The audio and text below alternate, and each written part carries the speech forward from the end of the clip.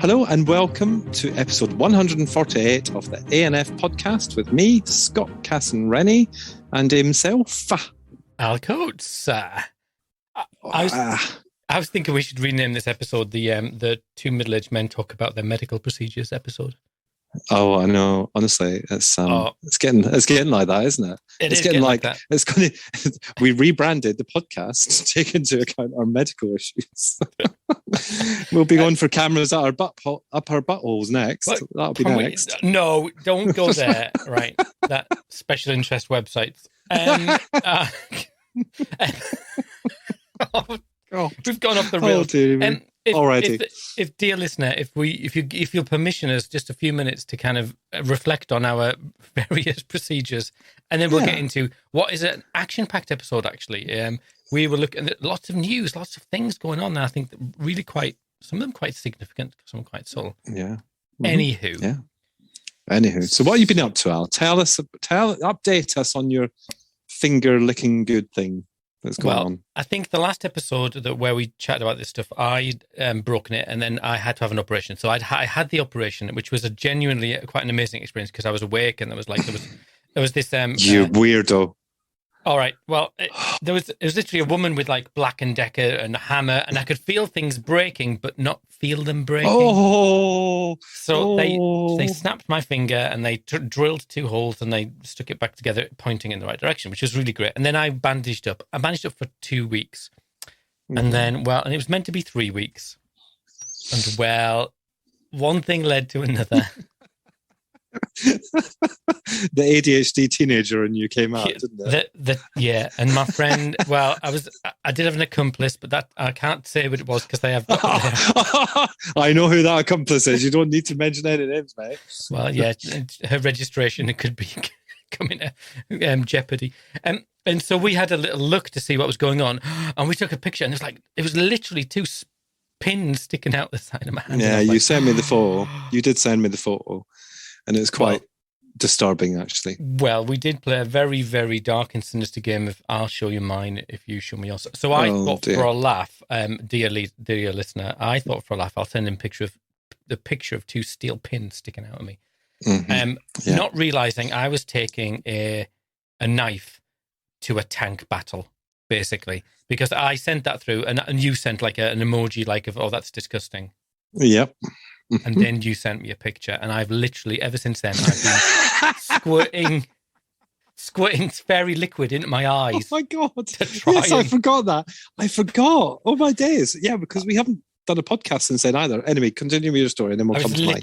Literally, my eyes were burned, my very soul, my sense of proprietary, everything was ruined because you took what was a whimsical, fun game and took it to the darkest place anyone could. So, Scott, if you've had a procedure, tell people about your procedures.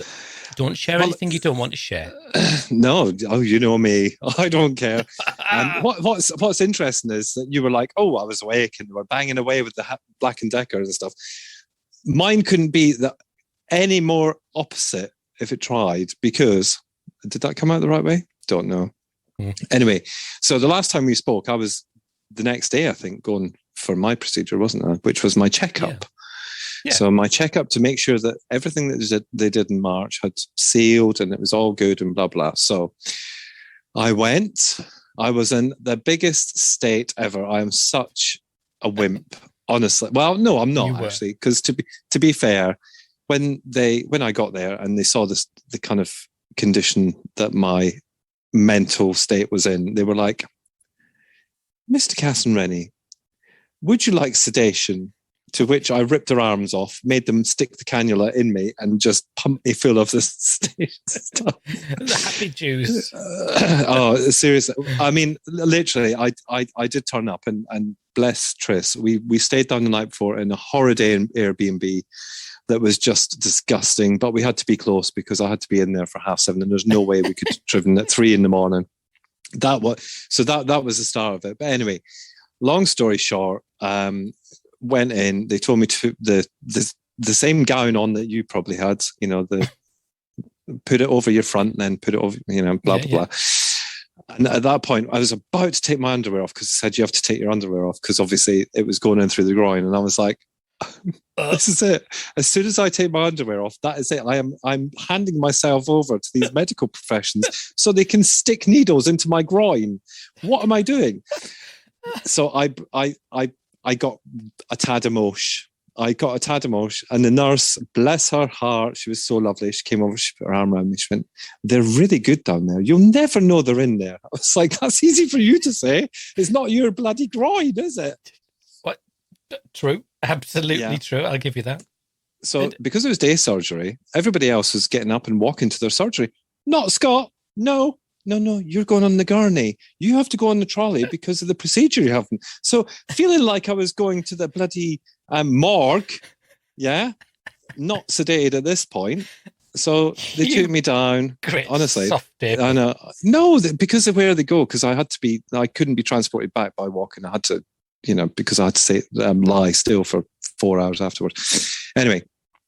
Got down to the X-ray department. Lovely, lovely nurse called Mandy came over and she was full of the joys of spring. Scott wasn't full of the joys of spring, I have to say.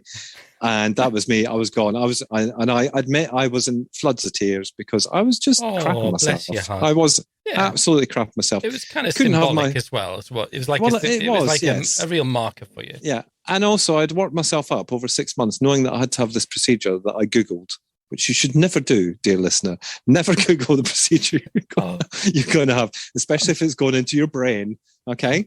So bless Mandy. That was at the point where she said, Mr. Castellani, do you feel like you might have considered sedation? I said, I rang you 3 weeks ago to ask you if I could have sedation. And you said, oh, we do this all the time. We're fine. Anyway. I said, it's not for you. It's for me. Exactly. Yeah, exactly. I know you've got to put up with me for the next hour. But this is for me. Anyway, had to cannula in. They pumped me full of. They took me through. Now you would have loved it. You would have loved it. And anybody who's even remotely interested in sci-fi and all that sort of stuff would absolutely have adored this procedure or watching this procedure. Not necessarily having it done, but anyway, had the sedation. Sorry, they took me through. They put me on this flat table, strapped my head into this thing because you're not allowed to move your head because obviously it's in your brain. Pumped me full of the white stuff. Fabulous. Wasn't bothered. I mean, world hunger and politics does not exist when you're sedated. Yeah, that's all I'm saying. It was fabulous. It was fabulous. Anyway, I felt a slight kind of pinch in my groin area, which is when they put the anesthetic. Yeah. Everything in me is really wanting is stopping myself from saying you felt a small prick in your groin. Well, I did, to be fair. But what I didn't expect to feel was that I'd wet myself. Okay. And I honestly thought I'd wet myself. It turns out I hadn't wet myself. What had happened was, literally, there was these perspex screens around me. Okay. What had happened was they'd gone into my artery. And obviously, because it's an artery, it pumps blood around your body, does it not? Yes, it does. And so the liquid running between my legs was blood. Oh, yeah. Goodness. And we should put a warning on this. We need to put a warning on this. This has gone to places I wasn't expecting. We've not even got to the news. Come on, keep going. Anyway, long story short, I've said that 3 times now, I think. But anyway, so they got on with the procedure. I felt wet. And I kind of came round a little bit and thought, actually, I don't feel very much here. This is quite good. And rather than looking up at the ceiling, I decided to look left, which is when I saw my brain on the screen. I saw my actual brain inside of my head on a screen, on telly, lads, right? But what I didn't take into account was they could move my brain round on the telly. So it was they were literally moving it all the way around on this telly. If I couldn't move my head, like I say, I could only move my eyes. But what I saw was absolutely fascinating. You could see the veins. You could see all this stuff going through it. Anyway, so are you okay? Though? Is that the well? upshot? Yeah. I was just going to say. So anyway, after I'd had someone holding my groin, because they have to hold your groin because they have to make sure that the artery they put a plug in the artery to stop it from blood. That's a short straw for the nurses, isn't it? I mean, there must be. Yeah, especially as he was quite a butch Irish nurse. He was quite nice, actually, so it wasn't totally bad. Wasn't all bad for me. I'm going to have to put an explicit on this. I am going to have to. It's a bit after the fact, but this episode will contain descriptions of graphic medical procedures. Anyway, did that. I went back through, and about 2 hours, I think it was 2 hours later, yeah, it must have been, they decided I was well enough. The neurologist came round and said I was very good. And I said, can I drive again, please? And he said, yes, you can drive again, but not until the wound is healed. Well, that was it for me. I was fine. Everything is clear. Everything is sealed. I need to continue doing what I'm doing, etc. But there is no panic. However, there will be a panic at the same time next year because this is now an annual thing. So. Oh, well, it gets you out of the house, doesn't it? Exactly. Yeah, why not? Oh, can I come with you next year? Sounds like a right laugh. So, you can watch. This is where our two stories coincide. So I sent my picture of 2 steel pins stuck in the side of my finger, which is a pretty gruesome picture, I'll be frank.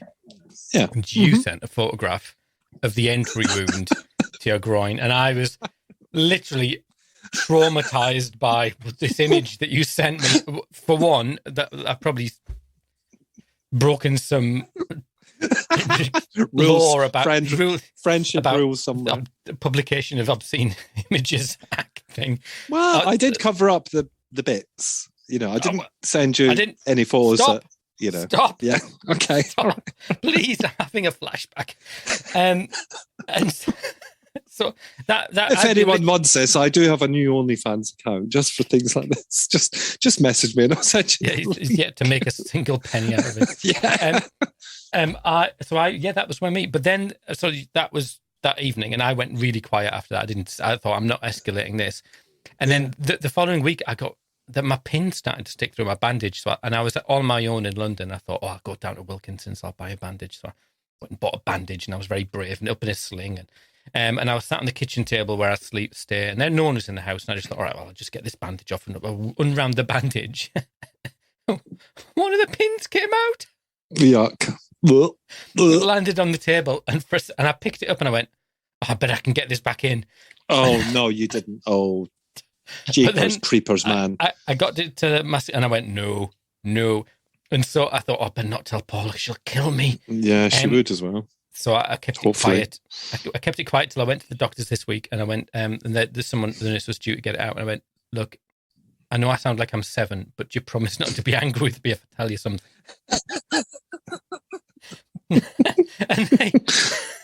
and they said, what have you done? And I went, well, one of the pins might have come out.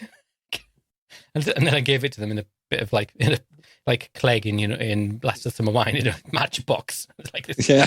Oh dear me. But anyway, it's fine. And my fingers are. I'm all out, and I'm fine. You're fine. We're fine. But I know. But can I just say, every time you've talked about it, I have to cover my face. I don't know why I'm covering my face because I can still see it. But the thought of, I mean, doesn't that just show like how different people are about different things? Because the thought of the bone and all that sort of stuff, oh no.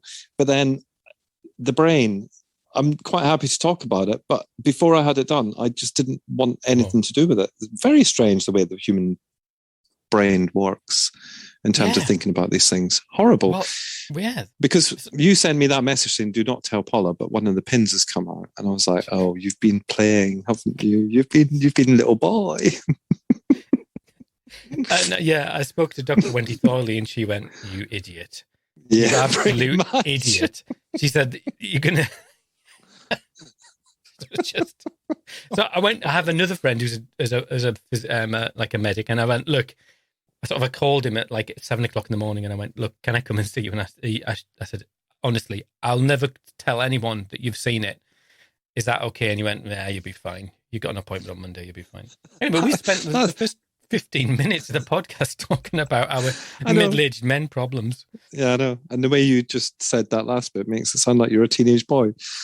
Don't tell anybody you've seen it. And I got in there, and so, but it just felt, do you know? So there was a nurse cutting it off, and her job was to pull them out, and she only had to do half her job.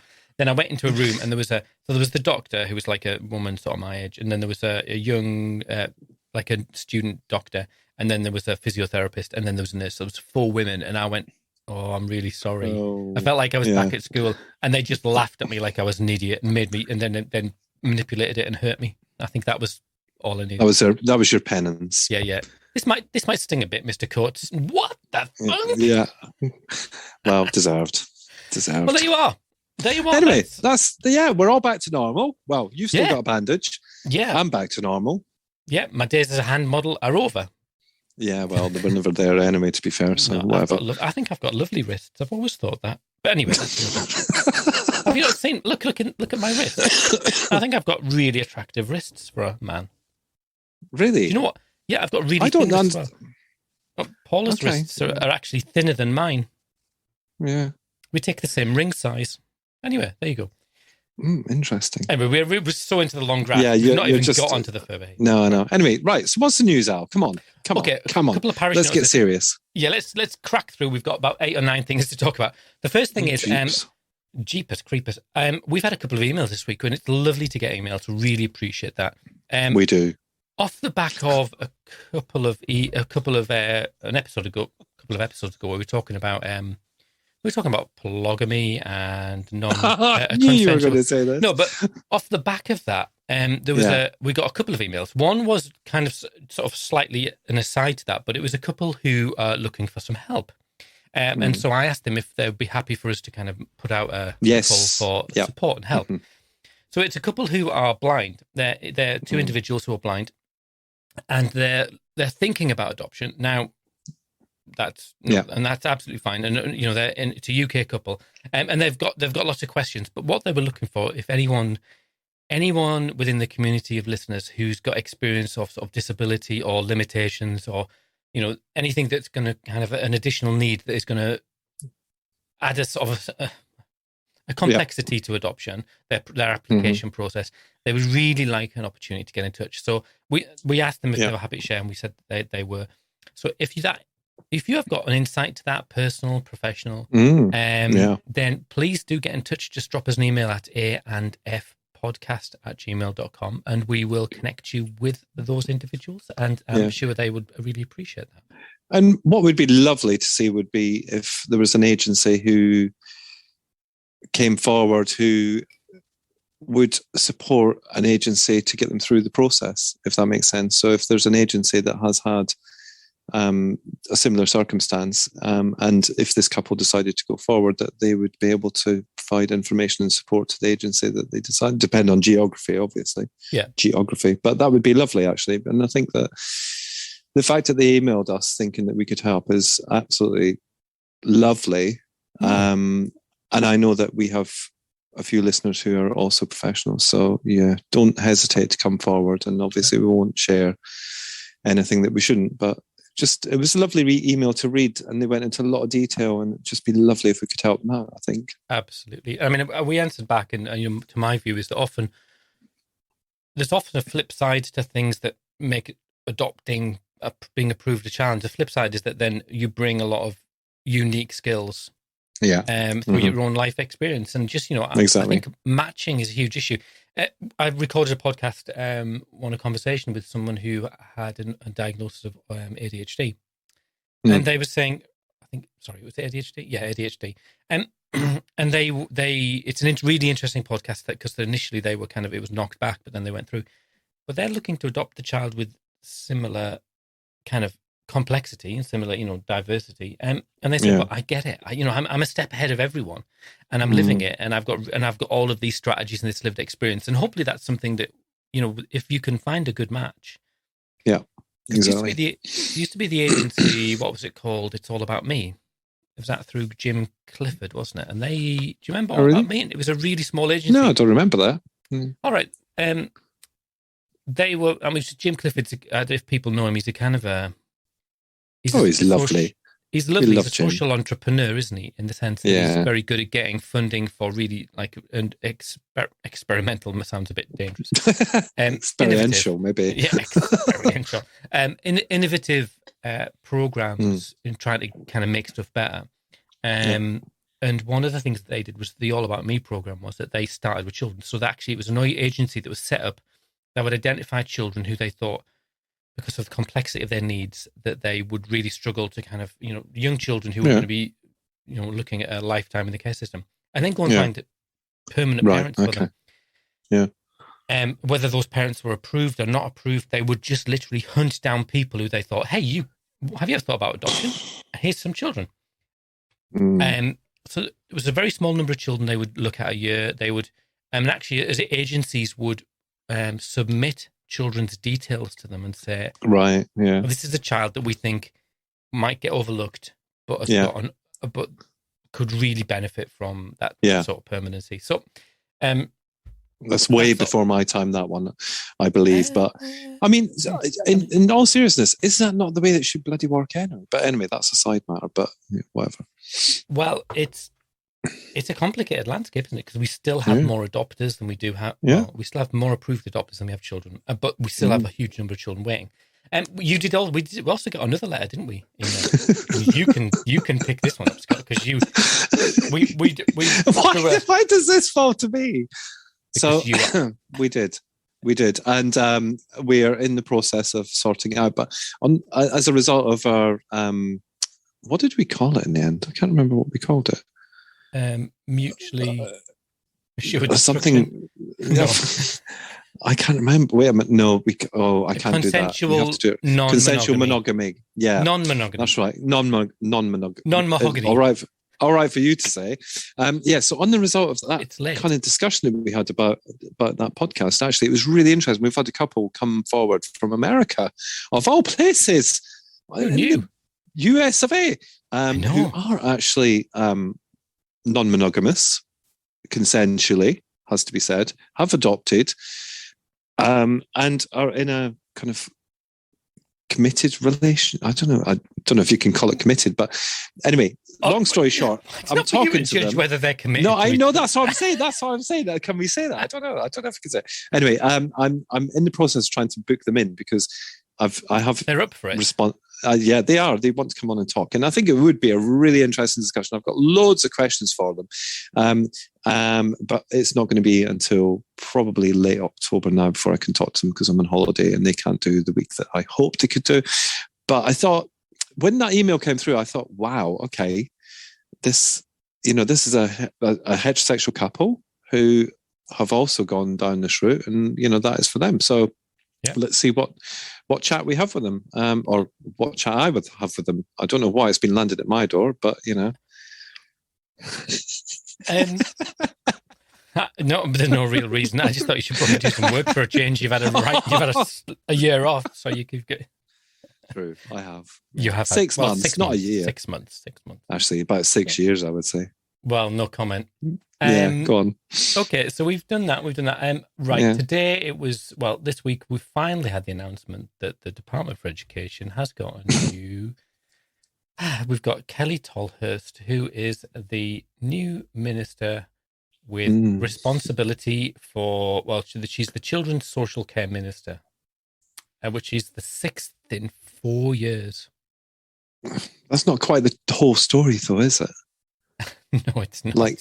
Doesn't she have more? I mean, it's just bizarre. I just don't get it at all. Yeah, she will also take responsibility for key aspects on policy on schools, including strategy, qualifications, the curriculum, and admissions. She's also going to have role in relation to encompass disadvantaged and vulnerable children, including special educational needs and disabilities in early health. You go, what? I mean, look, one person couldn't do the job of just looking after adoption, fostering, special guardianship. How the hell is one person? Well, agriculture, fisheries, and she's going to do the Ministry of Defence in her spare time. Yeah, and maybe the DWP as well. What the hell? Okay, so I can be frank and honest because I don't live there, but I actually tweeted about it earlier. I think that there's been lots going on. I mean, you thought you had it bad with Bojo, didn't you? We look back wistfully at Bojo. Exactly. The nostalgia for the stability and. To be fair, I'm no fan. Okay, but I think that this current Prime Minister is an implant from the Lib Dems, which has backfired on the Lib Dems, because what the hell is going on in your country right now? I can say that because I don't live there. What? You've just had a budget that's giving money to the rich. Let's face it. I mean, it really made me think, because I think historically, I'm always mindful. You sort of say, "Well, I'm sort of outside." Since I first it still affects me. Well, yeah, but since the first time I met you, you've always said, "Oh, I'm not really. It's just not my bag, really. I'm not interested. I'm not political. I'm not," and that's absolutely fine. And I'm probably a little bit more political than you. But I think, it just made me think that if you've got a child who is sort of, I think if you've got a child, it's reached the point where you can't not be political anymore. You can't not have, and we've, I've been going to the DFE for 7 years. I looked at the dates of when I first started attending, and I've gone in different guises and different roles. 7 years, which is a long time. You've come a long way since caretaker, haven't you? I've come, collecting collecting the crisp packets in the canteen. Yeah, in charge of recycling. Heady days. But I just thought to myself, I just don't know whether I've got the enthusiasm to keep on this treadmill where, you get a ray of light. Frankly, you get a new education. Like, this is a minister who's got to get themselves up to speed. They've got the SEND review, which has been going on. They've got the SEND review, which they've got to then start to make sense of and how they implement it, what they implement. They've got the care review, which is controversial, but also not universally just right. Even Will Quinn said, there's some parts of it I'm not happy with. But is this new minister got that nuance? Has they've got the year of learning and meeting people and develop? Are they just going to crack it all out because it's what they paid for?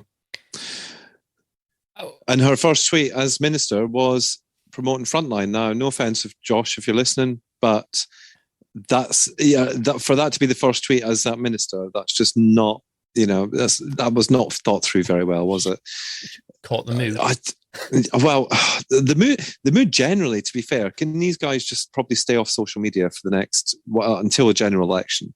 Let's be honest about it, because it's just it's an absolute farce. It's an absolute bloody farce. And I'm not saying that things are any better here. However, we've had a budget this week, and it was a little bit less stinging than the one that you had, because actually it's gone the other way. So if you're on benefits here, you're all right. Do you know what I mean? Right. But it's people in the middle. The people in the middle who might just struggle a little bit this winter, who are going to kind of thing. Anyway, I don't know what's going on with the world. I knew this would happen after COVID. Okay, I think if we're all honest with ourselves, we knew that it would be some kind of financial thing that would happen as a result or after COVID. But add in Brexit. Add in the way that the world is looking in the UK right now, because I'm not being funny, with the exception of the last couple of weeks with Her Majesty passing away, the UK isn't looking great anywhere in the world right now. No. And for this to happen, the pound being, God blimey, I don't do politics, but the pound being as low, rock bottom as it is, all this sort of stuff. And you think, what the hell? I mean, I just don't get it. I struggle with words when it comes to explaining how I feel about it, but who the hell is going to sort this shit out, right? Sorry for my language, but we've put an explicit on it anyway. So, but who's sorting this shit out? Nobody's going to sort it out, because nobody can, because you've got, we see how it works. We've seen how it works this last kind of couple of years, and it's just ridiculous. It's absolutely. I'm actually saying a lot of words, but I'm actually lost for words. Well, I'm mindful. I can't remember if you were there. So it would be the very beginning of 2020, when just after the last election, and I remember going to the DFE. I think you probably were there. It was in January, and probably sort of chatting to the civil servants. And there's people that we've known, like you and I have known for years, who kind of really good people. Sort of apolitical. They just do their job, and they care, genuinely care. Yeah.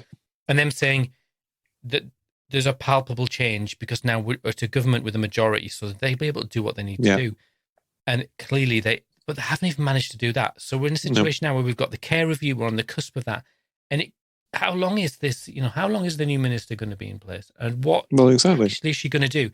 And what is her ideology? What is her position? We don't know.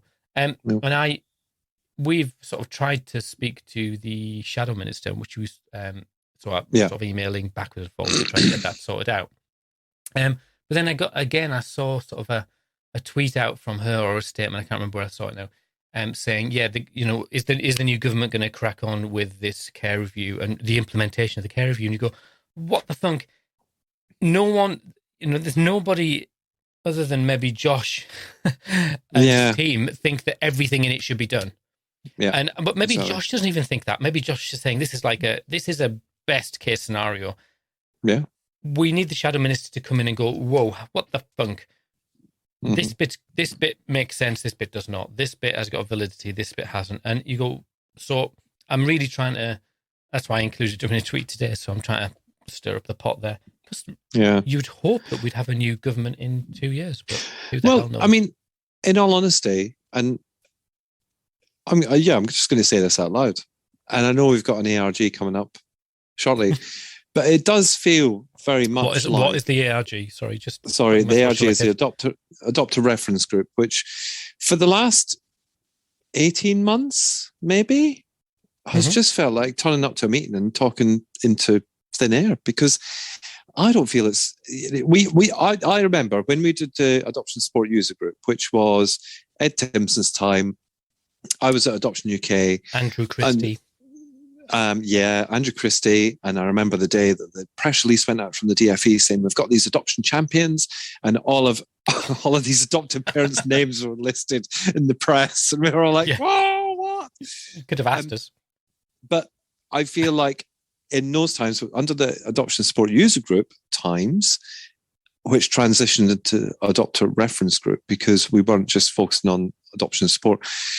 But I felt like we were listened to, and that actually Ed Timpson went away and he thought, okay, so is this a real thing? Is it, blah, blah, blah, blah. And he got those messages.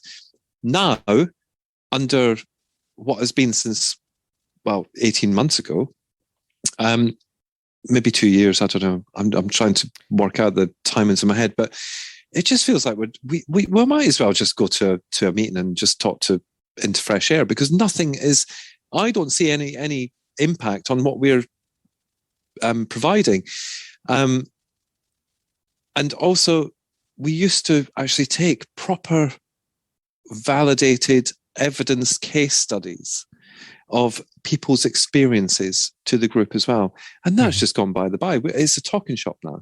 So is that a government thing? Is that the kind of, I don't know. And you know what? I'm happy to be struck off the ARG for saying it, but it just feels like pissing in the wind. I'll be totally frank with you. I think there's been some really positive things that have happened in that. If you go back to that period, though, you only had adopter voices represented, actually lived experience voices of adopters. So we've got a position now where we've raised up the voices of kinship carers and adopted adults, and I think there's a likelihood to try and find a group of, I think, birth parents are in the mix, and also adopt children who are in kinship. So we've yet to discover what that is called, like a kinshipians. I don't know. Kinshipians. But that is great. And in some ways that we've got to kind of acknowledge that we've had our bite of the cherry for a long time. But I would argue that the leadership of the Adoption Special Guardian Leadership Board, if I can be frank, isn't very good. Okay. So just two things on that. That's me, the first one is, isn't it? That's we're both kicked off, I'd say. But the first thing is, I wasn't minimizing other people's stories. But what I'm saying is, if you're going to have a group of people come and talk and share, then that has to go somewhere. Yeah. So I love that, kinship and special guardians and adopted adults and all that have their time, because it's long overdue. So my point with that is, if you're going to invite a group of adopters to come and share experiences and the experiences of others as a representation, then that has to go somewhere. It can't just sit in the mire. But then secondly, yes, sadly, I think I agree with you. And I think that, sadly, there is no leadership. And that's a very sad situation, because we're not, that leadership should be contributing and challenging the care of you in the same way that, you've just mentioned earlier, where it's not all great. Yeah. It's not all right. It's not all correct. There's, it's just.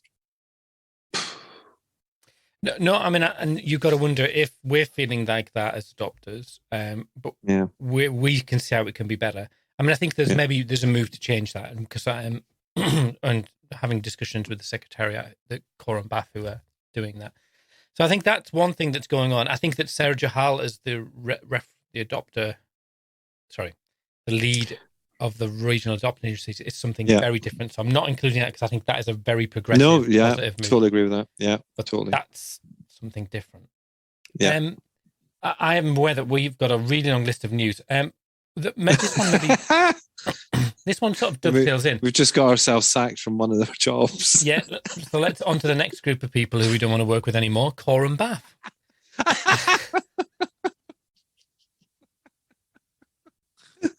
Right. So, if only we were working with Core and Bath, that'd be lovely. But go on. They've got Anyway, so Core they got and Bath cash. They got the moolah. The moolah. I mean, they have oysters in there at 10 o'clock. Don't they? Yeah, they do. Honestly, they have them at lunchtime as well. I've seen. No, I'm joking. Yeah. They don't. No. So I am aware that Core and Bath. I was thinking, how do you describe Core and Bath? Because obviously they do practice. They have an adoption agency and all that. But they're sort of a think tank, aren't they? They're a. It's interesting because get it. Core, you're right. Yeah, I know. I've got a goal this week. Core and Bath is Bath, but with just Coram at the front of it, and they've obviously kind of expanded into different things as well, and using the experience of Coram being one of the oldest kind of charities, I guess. Yeah, from the Foundling Museum all the way to now. So, I've got a lot of respect for them. I always had a lot of respect for Bath, but I've probably got a bit more respect for Core and Bath, to be honest with you. Well, especially my story. John Simmons is still there. Go on. Well, I feel deep levels of shame about this.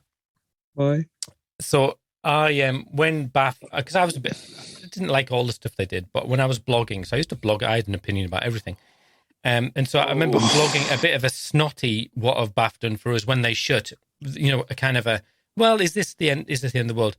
And then, do you know what I realised about 30 seconds after it had gone up and everyone had kind of piled in and gone, yeah!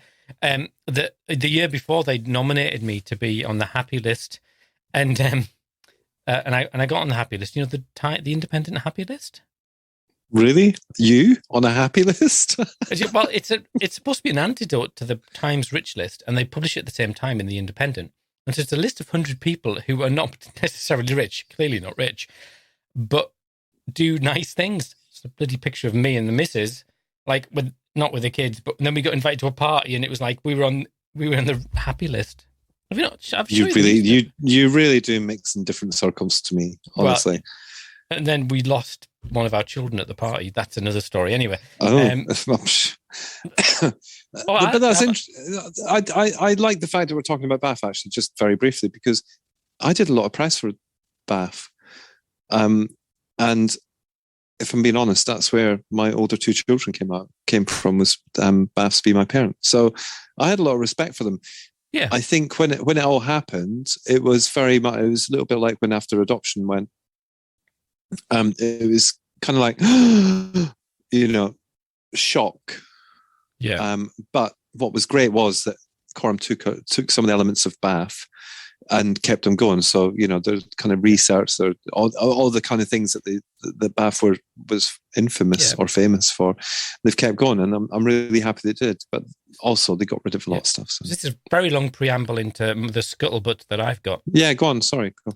So I've got the word on the street is that obviously we talked over the summer where one of the agency in the southwest had gone down. Mm-hmm. The name escapes me right now. Mm-hmm. And Families for Children. Don't diss it. No, it wasn't. I just can't remember the name. That's all. No, I know. I'm just saying Families for Children. People lost jobs and support.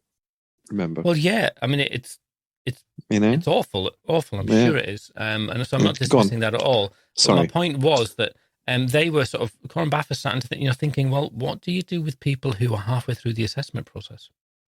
Okay. Mm-hmm. And what do you do with people who are approved? If you've spent 6 months, a year getting through the approval process, your approval sat on their shelf. And the reason they're looking at this is because one of the questions and one of the realistic issues that's imminent is that a lot of the smaller, VAAs, voluntary adoption agencies, it's likely they're going to really struggle financially, from a cash flow point of perspective. Yeah. If you've approved, you've spent the money approving 10 adopters and you can't find children for them, until you've found children for them, you have no way of kind of getting money back on that, because you would get the £27,000 per child back off the authority that you got your child from. That's how it works. Yeah. It might be more now. I think it's increased slightly. I can't remember what the exact amount is, but it's a lot. But if you've got 10 adopters and you thought, right, well, I've employed my social work staff full time, I've employed my panel, I've employed my admin, I've got my premises, I've got all of that, and you can't place children, I would imagine there's some very serious conversations about how, the ethics. But what do you then do with the adoptive parents or the prospective adopters and so the questions are being asked is, can you transfer your approval to another agency? Because then the interesting thing, if you think about it, is then if the agency is shut, and it's then it kind of seems reasonable. But what if you're with an agency and you fall out with them? Well, I mean, there's so many. So just out of interest, then, thinking about fostering. Oh, because foster carers can sometimes transfer to other agencies. So, what is the process for that, Al? Well, I'm glad you asked me that. I don't even think we talked about this, which we haven't, by the way. Literally haven't. So the process would be that you have to, if you've got children with you, the process is slightly different in that you've got to get agreement from the placing authority for your children. And so it is quite convoluted and quite complex, but basically you have to be reapproved. You have to do the Form F again and resubmit that to panel. And there's sort of you have to kind of coordinate so that you put your resignation in with one agency so that it coincides with you being approved with the next agency. But that's basically it. You have to go through the process again. Now, it may be that if it's amicable and it's agreeable, that the other agency will give you their Form F, or they'll give you access to it. Right. Okay. But you would still want to undertake you would want to do due diligence on that, because I was just going to say, like from the layman, as in, I know the nuts and bolts of it behind the scenes, but I'm just thinking as someone who isn't a social worker or a social work manager or something, I would have thought that there should be some kind of flexibility, like you've just said there, if, the Form F could be shared. And if you were doing your statutory checks, like, your DBS, your medicals, etc., then, a kind of shorter assessment time would maybe be acceptable to be able to go to panel. Yeah. And of course, if this happens with an agency, it's quite unusual, isn't it? It has been unusual where agencies have approved people and then they've just gone, sorry, we're having to shut our doors, so you need to go elsewhere. But you would hope that there'd be some kind of, but I guess legally there can't be, can there? Well, I think that's what Coram Bath are looking at, really, is, legally, when you get down to it, the law is there's a lot of policy before you get to law. And there's a lot of good practice before you get to law, if you know what I mean. So the law says you've got to undertake a thorough assessment. And you've got to do sort of safer recruitment. But that's broad. What is a thorough assessment? Because I can speak about fostering assessment, which is parallel. It's not exactly the same, but it's a similar process. I could do a foster assessment in a long weekend. I could ask you all the questions. Is that thorough, though? I might get the same answers. And sometimes length of time really can be helpful for families. And we've had that conversation, the opportunity to reflect and kind of unpick stuff. So picking up someone else's Form F, which I've done, as a social worker, for whatever reason, a social worker's not been able to finish Form F and you pick it up. I don't really care what's been written before, because it's not that I don't trust people, but my name's going on it. Yeah. So I don't want, I want so I usually start again. I mean, I might start again quicker, and I might not rewrite it unless it's badly written. Yeah. Don't like it. Yeah. No, because, I mean, thinking back, because we had obviously the 2 boys, and then we became foster carers, and then we had we were in the position where our foster child was going to become place for adoption. And I remember that kind of transition to that placement where he came and did his assessment. And it was 2 days. It's quite intense. It was like, 10 till 4, 2 days. And he took kind of elements of the very first, what would have been the prospective adopters report, but it was a Form F back then, or whatever For me, yeah. And then he took our Form F from fostering as well, and he kind of amalgamated it, and then he picked out the bits that he wanted to talk about. And then he wrote up his own prospective adopters report, but it took 2 days. Now, that was quite intense. That was very intense. And of course, we were peed off as well, to be fair, because it was just like, really, you're asking questions that we've already been asked like hundreds of times, and why are you asking them again? And but on reflection, look, it was 2 days out of our life to make sure that Jacob was kind of transitioned into an adoptive placement, relatively without any kind of turbulence or bumps in the road. But you do wonder, like you say, does it depend on the social worker? Does it depend on the agency as to how willing they are to open themselves up to kind of potential risk where they're taking someone else's word for it? Yeah, I mean, I don't know. Yeah. It's really tricky. I mean, part of my job, I supervise social workers doing Form Fs. And you've got to bring scrutiny to it. And also, I mean, it's complicated. You have conversations about what will go in, what shouldn't go in. And I tend to say to families, you might tell me 100 things. Only 3 of them might get in the Form F because because I'm not interested. I'm not bothered. Well, the question is, does it matter? And I think I've said this before. Yeah. I've worked for several agencies, just 3 agencies. I've overlapped some of them because I'm part-time. But the personality and character of each Form F, what panels we're looking for and what agencies we're looking for, as much as they were looking for the raw facts, how that was then expressed. There was an element of it being an expression of you as a social worker and you as an agency. So I worked with one that was like, we don't want any of the fluffy stuff. We want to just get to the nuts and bolts of it. Right. Fine. Worked for the next one along, and then they were like, no, we really want to get to know, what was their favorite color and, and that sort of stuff. So it I just think it's a big ask. A lot of agencies will be uncomfortable taking, because also then people will legitimately say, hey, I don't like this RAA. I'm going to move to that RAA. And then, and if you set a precedent, you're knackered, aren't you? Yeah. So, I think we're rattling through. Just as a note, do you know what week it is this week? Where the episode's going out on Saturday, which is the 1st. But the end of this week, do you know what it is? No. Well, it is. Oh, I've just lost my page. So you remembered then? That was no, this is private fostering week. Oh, is it really? I didn't even know that was a thing. Yeah, I mean, and neither did I. And that maybe we need to talk to the private fostering people. Yeah. Well, do you know what private fostering is? I was guessing. Well, I assume private fostering, and I would reckon that's very popular in Ireland without really much being said about it.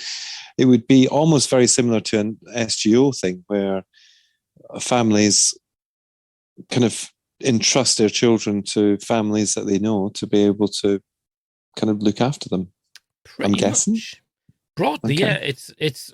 I guess private fostering is usually not kinship. That would be the thing. So it'd be like me saying to you, Scott, would you look after 3 or 4 of my children? No. I will give you money, good money for them. Okay. Well, if we're talking money, then I might consider it. But and so if they're under 16, in law, I can do that. I can ask other people to look after my children, but you have that. So, know of a child who's adopted, and his mum, when he was born, mum came out of hospital, wasn't managing, biological mum. And literally a friend said, I'll look after him. And so she did. And did that for like 3, 4, 5, 6 months. Right. In law, after 28 days, you're meant to notify children's social care, and they have kind of a duty to come and make sure everything's fine. But that's a pretty thin duty. But it's surprising how much that happens, and it's quite well hidden. So that's just because we're diversifying now with the ANF. So there you are. Well, we are. Yeah. Interesting. And another little bit of news update as well. A segue from last week. The cost of living crisis. Well, in your kinfolk up in that Scotland, do you know what happened in Glasgow this week? What have they been up to? I haven't had the news on this week. I've been too busy. Go on. What have they done? There was actually a group of foster carers who held a protest outside of the city council in Glasgow about the cost of living and the low wages they were getting as foster carers, or the low allowances. Wow. I hadn't seen that. So if there's any one of you listening, you give us a shout and I'll speak to you in the conversations. But it's funny because when we spoke to Sarah about that, and I think I mentioned it actually, that, there was a certain agency that made a payment without actually even saying that they were going to make it. Did I say that? I'm sure I did. It does ring a bell. Yeah. And it's just,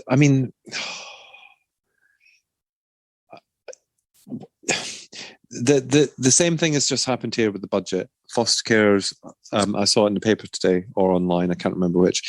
Foster carers are saying that they've not been taken into account with the budget over here as well. And there's a massive amount of foster carers here because adoption really isn't it's not part of a child's journey here anymore. It would have been in the past, with kind of mother and baby homes and stuff. But these days it's really not like as kind of prolific as it used to be. But foster carers are still kind of overlooked as carers and essentially parents, because let's face it, foster carers are parenting, and they've just been overlooked. So I get why they would have done that. And can you blame them in all seriousness? Because if they're on the minimum kind of allowance for a foster child, and their bills have gone up. Well, I don't know how much quoted in the article, and I'll see if I can put the link into the show notes. Said, we've received nothing or a very small increase for nothing for 10 years. Yeah. No increase. Yeah. Yeah. And we're trying to recruit foster carers. Like we're trying to recruit. I'm constant. So, this isn't just in the UK. Can I just reassure everybody, if you're listening to this, in Ireland, on my Facebook, you get those ads on Facebook, don't you? Yeah. And there's so many foster agencies in Ireland who are saying, we're looking for foster carers, we're looking for foster carers.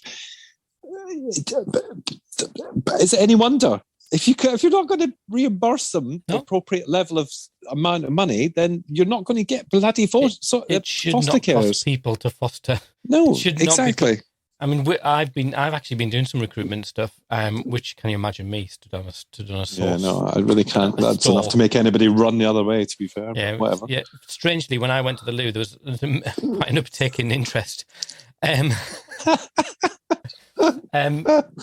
But it's such a complicated issue. There's lots of stereotypes around what fostering is, but you can't. No one. You don't meet someone in a stall and they've said, "Oh, I've never thought of fostering," and then they're going to go to the point of being a foster carer in the next 10-minute conversation.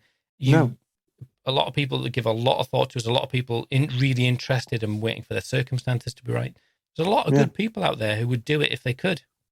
Yeah, exactly. But why would they? Let's face it. If you're seeing on the news that a group of foster carers have stood outside the City Hall and complained and protested about, but why would you just wouldn't? Yeah.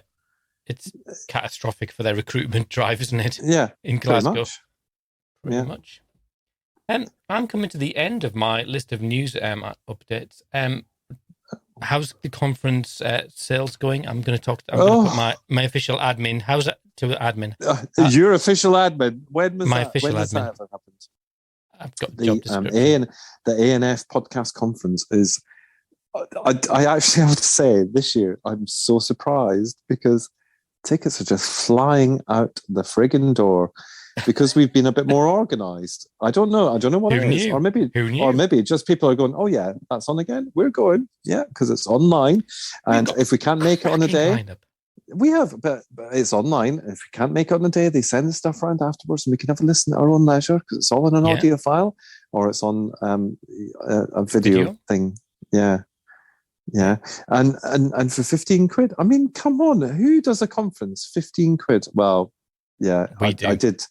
Well, we do. And to be fair, I must apologise. I'm not going to mention any names, but a social worker did email and say, "Is this online?" And I reread my response once she replied that said, do you think we could do this face to face for 15 quid, basically?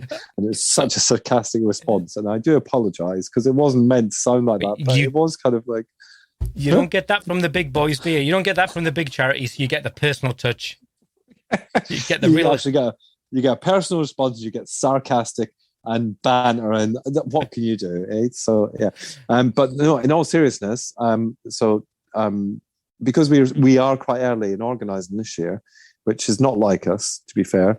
So like if you're, well, no, not really, but whatever. So Adopt London, they've signed up to some tickets. So get in touch with your adoption support worker if you're with Adopt London. And Adopt East Midlands, they have signed up. I'm still waiting to hear, and I knew they would because they're just massive supporters of us, aren't they? Freaking awesome. Good old Jane Boland. She's amazing. Absolutely. So yeah, and if you haven't heard about it, then you need to tell your agency, get your fingers out and contact Scott now. Yeah, absolutely fine. 15 quid, 25th of November. Follow the links in the doodles. But more importantly, who have we got? We've got Sarah Joelle, who's the rock star social worker. Yeah, and to be fair, she is. And Alan were on this a very famous documentary many years 2000. ago. 2000. If you want the link, send me a message because he won't send it to you. I found it. I've got the links. You will just honestly, it's actually more of a comedy show now because it's so long ago. Anyway, it's like the Keystone Cops. Yeah, so we've got Sarah Joelle. We've got Angela Fraser-Wicks. She's the head of the regional adoption agency. That's right. Practice board. Sorry, Angela Fraser-Wicks. Yeah, Angela Fraser-Wicks, who is a birth mum and chair of the Family Rights Group, which is fan-friggin-tastic. I can't wait to listen to her because she's just amazing, isn't she? She's been on the podcast before, and she told a story which was just gobsmacking. Yeah, exactly. We also have who else? We got Dawn Harker, who's been on before, and she's coming back, and I love Dawn because she says it like it is. Like it's just like if you're crap, you're crap. That's what she says. Well, we're knocking that out of her. She's training to be a social worker, you know. She is, exactly, and she's just so honest and open, and I just love Dawn. Who else we got? We have got Professor Beth Neal. And that is a real coup because she doesn't get out of the house for anyone, you know. No, she doesn't. And actually, we might ask her to chair it because when she did that, do you remember when she did the podcast? That's my favourite episode ever. She so put funny. you and me in our place, didn't she? She did, didn't she? Who else? Is that it? No, it's not. Oh, how could I forget? Oh, I'll be killed. One new queen. I'll be killed. Yeah, one new queen. Yeah, we've also got the infamous Dame Paula Coates with all their own teeth. Yeah, and because we were wanting an adopt. I think you and I both we're reluctant to kind of have a nepotism of having our family in. Yeah, definitely. We were saying we need an adopter who's got experience of birth family contact. Mm-hmm. And we were sort of thinking about a few people. Then I went, of course. So, I'm like the head and she's the heart. So we talk about, we had unwanted social media contact. We fought for direct contact.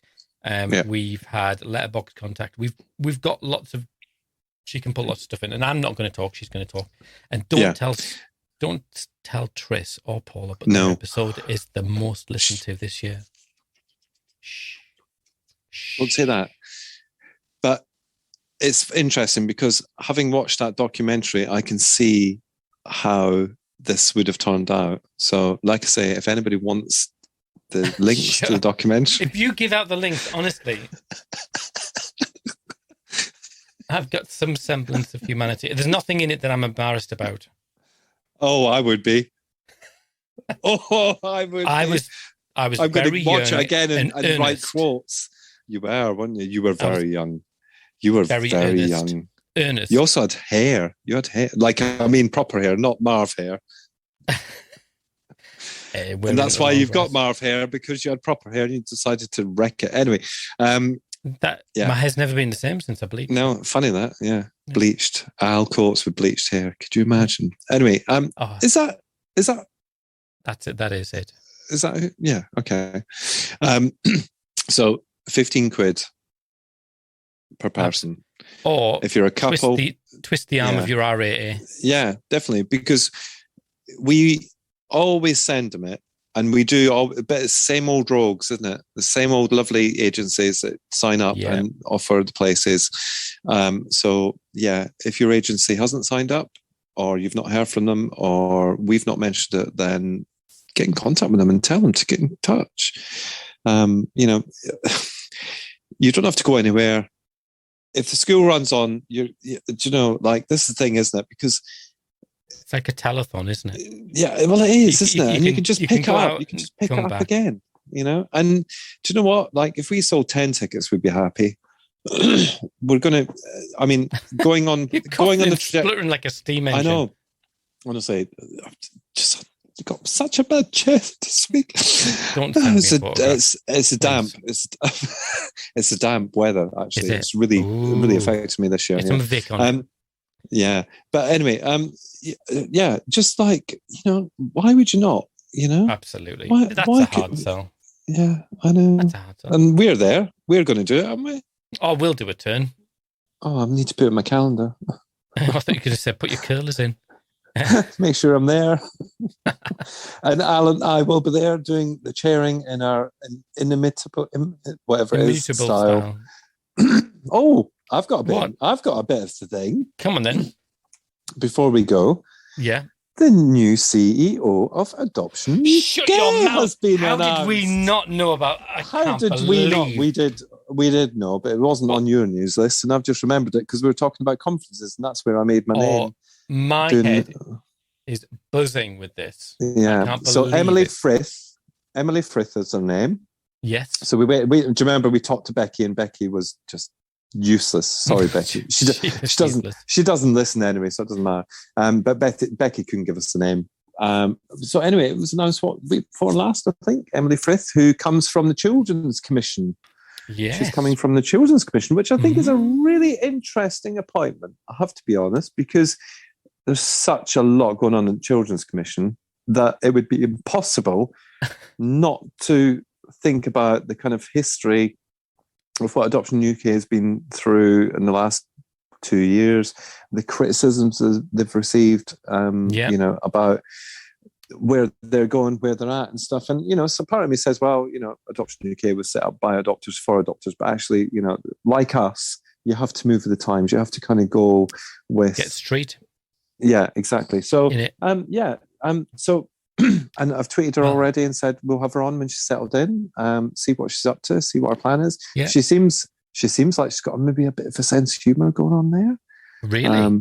Yeah. I'm not saying the previous CEO or CEOs didn't have a sense of humour, because we've had both of them on. But oh yeah. I'm sure they were lovely people. Yeah, I think she's got a lot. Yeah, I think. Yeah. Watch the space. Questions. I'll be honest. I'm no doubt you do. And I am being really hard not to say some. This would be the third thing that I've like catastrophically over opinionated. I am conscious as well, and you sort of clicked me into this kind of charity treadmill. Mm-hmm. The idea that people work their way through charities that are sometimes interconnected, and it's kind of a progression route. And I hope that's in the sense that, you know, you work your way up to a head of recycling in I'm trying to think the Children's Society, and then you kind of leapfrog up a position into the, you know, in charge of the, I don't know, in charge of the canteen at the next charity, and you work your way up. And I just wondered, because I thought to myself, who would take a job at Adoption UK now? Why would you do that? Because actually, it's a really, really difficult period for adoption. And if anything, when you look at the care review is like, oh yeah, and there's adoption. Literally, it's, was there 2 recommendations? Way down the list. out of 40 plus, there was 2 recommendations. Why would you take it? I would hope to think that it was something that there's a real genuine passion and a personal connection. And we'll find out. We'll ask them, or we'll maybe after she might hear this and get this, or she might be told that we said this and she'll. Well, but hopefully she's got I was going to say the balls. That's the wrong thing to say, Scott. Hopefully she's got the cojones That's the same thing. To challenge you back. Yeah, but it's in a different language, so what's the chance of everything? but do you know what? I think if you're going to be a CEO, if you're challenged in a respectful way, okay. So I'm not talking about trolling on social media and all that sort of stuff. No. I'm talking about justifiable arguments that say, you've taken on this role for an adoption charity, and adoption is way down the list now. So where can you go? How can you, what are you going to do? How are you going to do it? People could say the same about our podcast now, but that's why we changed the name to the ANF podcast, and we now cover a multitude of sins.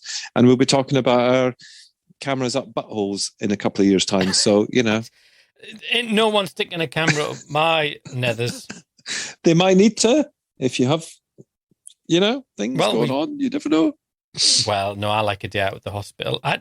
We know. It's when you say, I lost the camera. That's when... It's not the camera you worry about, it's the sound crew. Do you know what? This is totally anecdotal and totally, I've got a really serious complaint with the NHS. A really serious complaint. So I thought to myself, I've got an appointment. Oh, this is going to take all day. I've got a date myself. I can just... So I spent ages picking a book, thinking, all right, a really good book. Yeah. And I'm going to sit and I'm going to read, and no one will be able to get in touch with me.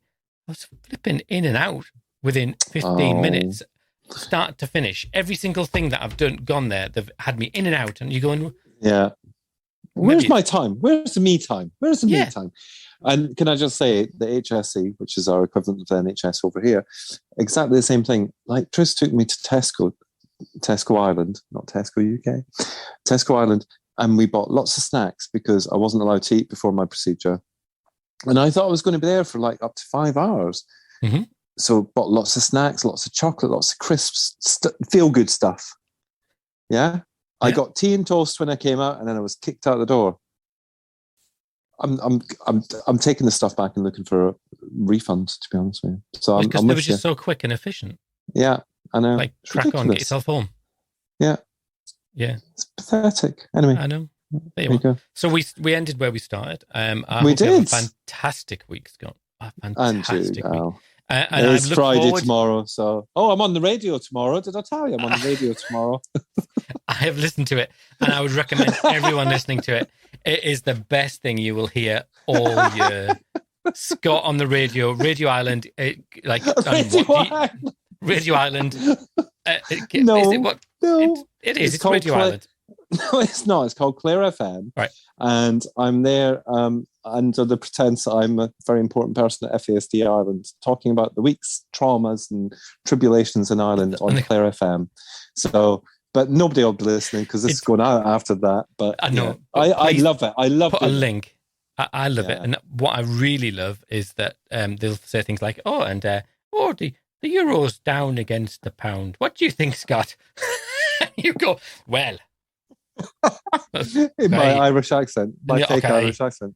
Whatever, I don't know how you speak it. And they ask you, and you're wise and pithy and full of erudite insight to the...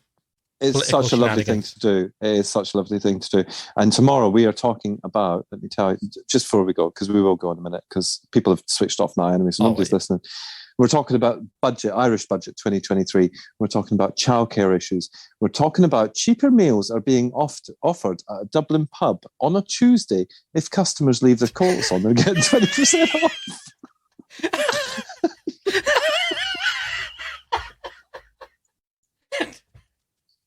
And today a hedgehog was found in the road. What do you think, Scott? And then the last thing is we're talking about Coolio dying. Honestly. It's just the randomest news selection in the world. Yeah, but like that is why I love living here, because it is like it's cut and thrust. And honestly, on a Tuesday at this pub in Dublin, you can get 20% off your food if you sit with your coat on because you don't want to put the heating on because it's too expensive. That's a major news. It's a busy news week in County Clare. Oh well, I feel like awesome. I feel like this is going to take off after listening to this on the podcast. People are going to go, right, we're giving 20% off on Tuesdays if you wear your coat. I'll tell the kids that as well. Yeah, tell the kids what they rent. Yeah. Actually, you should tell your wife that. She will love you for it. Oh, that is awesome. Oh, Scott, I've got to go because I'm bad with it now. I know. I'm glad to leave it. To leave it on a high. Please send me the link. Last time I listened, I laughed so much because they've got they've gone out. If you can understand the other people, it's magical. It is. It's very nice. It is very good fun. Anyway, it is great fun. You have a cracking week. And you. Excellent. Bon Jovi. Anchovy. Recording stopped. That is so funny. That is.